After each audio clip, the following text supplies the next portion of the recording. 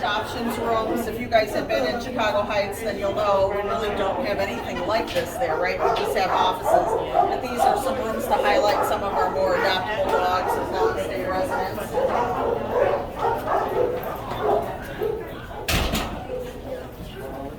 So this is also our foster wall where we can, put some folks who have been here a little bit longer so we can get them out into homes. So every day that we can get somebody out into a foster family, even if it's just for a day out, really helps the mental state of the animal. So especially some of our long stay dogs, we've really been successful with the Dog Day Out program and just even weekend sleepovers with folks. So cute. What was like to I'm just gonna walk in. You get a lot of small dogs. Have some clothes. Right now we seem to have a lot more big dogs than small dogs. So these are our adoption rooms. If you guys want to step on through and in here.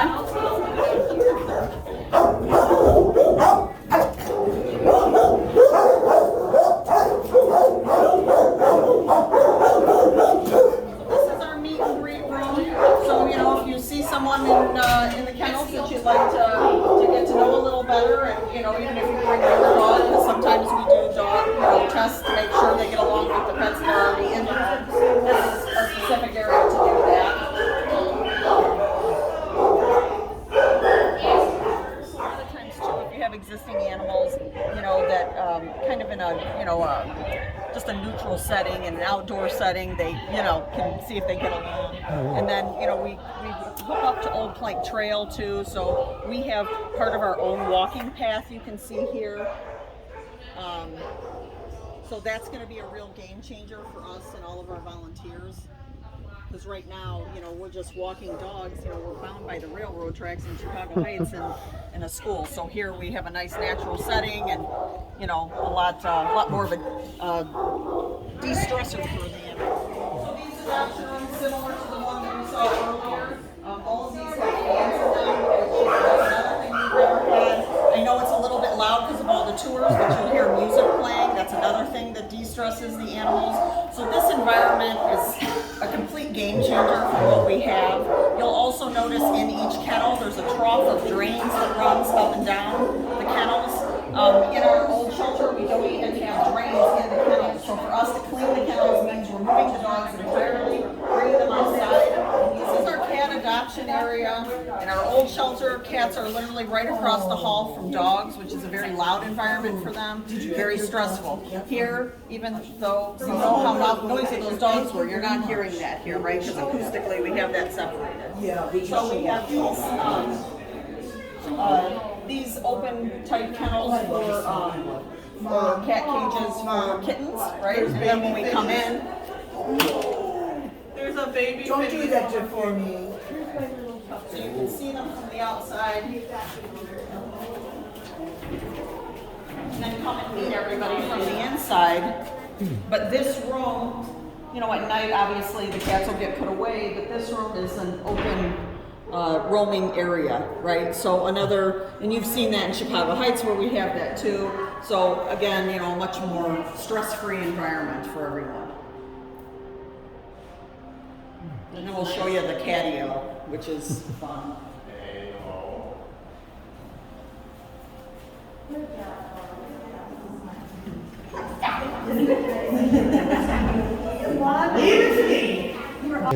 So it's like we can have Like our multi-purpose room at the other shelter. Okay. This is our intake. We won't go in there today because we are actually open for intake.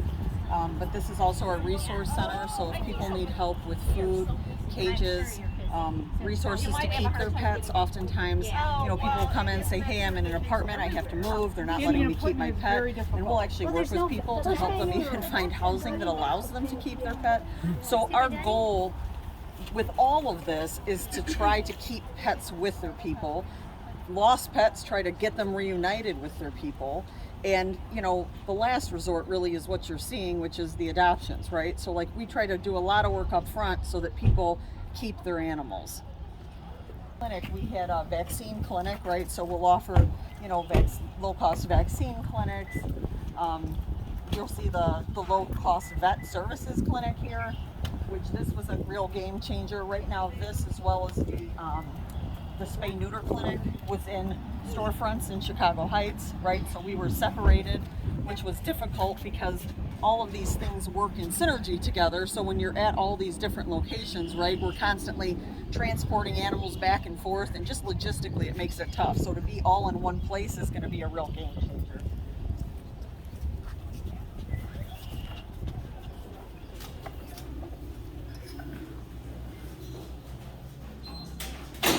So this is our Spay Neuter clinic.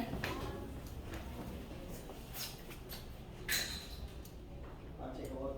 We'll go in here quick. Yeah.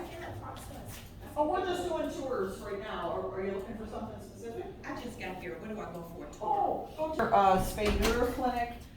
We do approximately 5,000 surgeries a year at a cost between $25 and, depending on the size of the dog, sometimes I think it goes up to 75 or 100 with your rabies. But I mean, as many people know, when you go to a vet, that can be upwards of $600-700 sometimes. So this is a really great service. There's no income qualification. This is open to everyone. And then we also do the surgeries for our animals that come in here. Any surrendered animals come through this, the clinic as well. So we have 2 vets that are doing surgeries Monday through Friday here. Cost Vet Services Clinic. So this is an income qualified clinic. So whether you're on, you know, government assistance or you're low income, you can come and just show some proof of income.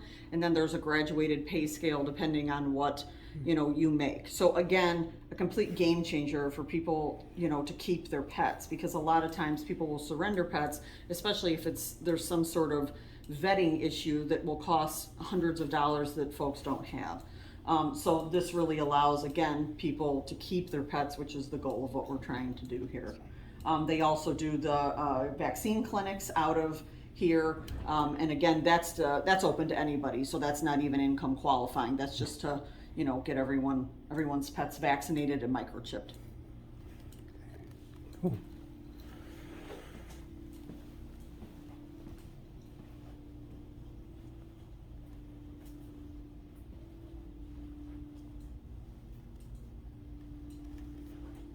The setting here is obviously very different from where we are in where we were in Chicago Heights, right? This is much more peaceful, a lot more open, just a lot more area for us to, you know, take care of animals and have everybody on one campus. So again, a game changer for us. So kind of some of the statistics, you know, there's a lot of, as you know, very well funded you know, humane rescue places here in the Chicagoland area, you know, and people often think of Paws Chicago and anti-cruelty, and they operate on huge, you know, multi-million-dollar budgets.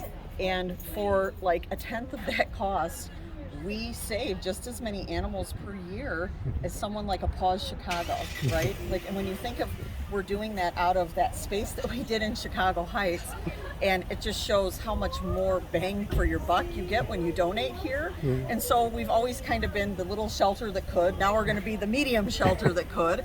But I think just for your value, dollar for dollar, for people that donate, your money goes further here. And the problem with pet homelessness, when you look at studies, and it's part of the reason the county funded us for the grant, is that we bear the brunt of pet homelessness in the Chicagoland area. It's all south. It's south of the city and south here, right? And so, you know, the city obviously has their own, you know, shelter that they, you know, we work closely with them. But, you know, it's part of the reason that we were awarded that grant is because, you know, we're bearing the brunt of a lot of the pet homelessness problem. Yeah. Right.